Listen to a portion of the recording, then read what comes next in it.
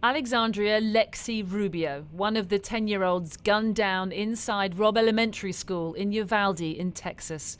Today, at a congressional hearing in Washington, her mother recalled the agonizing memory of the last time she saw her daughter alive. After a ceremony that morning where Lexi received the school's Good Citizen Award and a certificate for achieving all A's in class. To celebrate, we promised to get her ice cream that evening. I told her we loved her and we would pick her up after school. I can still see her walking with us toward the exit. In the reel that keeps scrolling across my memories, she turns her head and smiles back at us to acknowledge my promise. And then we left. I left my daughter at that school, and that decision will haunt me for the rest of my life. She was back at work when news of the shooting came in. I ran barefoot with my flimsy sandals in my hand. I ran a mile to the school, my husband with me. Soon after, we received the news that our daughter was among the 19 students and 2 teachers that died as a result of gun violence.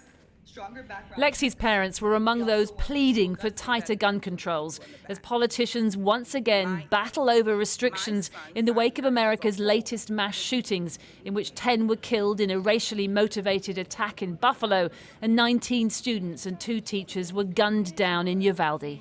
Then we went to go hide. 11-year-old Miah Cerrillo was inside the classroom in Uvalde and said she heard the gunman say goodnight to her teacher before he shot her in the head. Then he opened fire on her classmates, she said, including the friend she sat next to. I thought he was going to come back to the room, so I grabbed the blood and put it all over me. And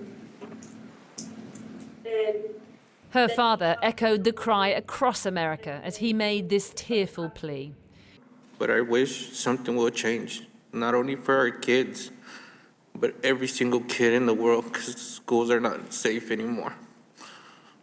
Something needs to really change.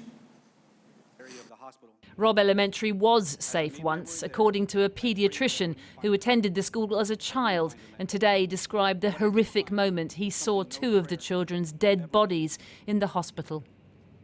2 children whose bodies had been pulverized by bullets fired at them, decapitated, whose flesh had been ripped apart, that the only clue as their identities was a blood-splattered cartoon clothes still clinging to them, clinging for life and finding none.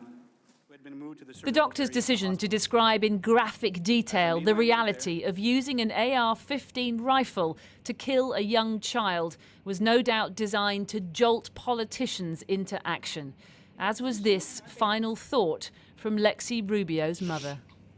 Somewhere out there, there's a mom listening to our testimony, thinking I can't even imagine their pain, not knowing that our reality will one day be hers, unless we act now.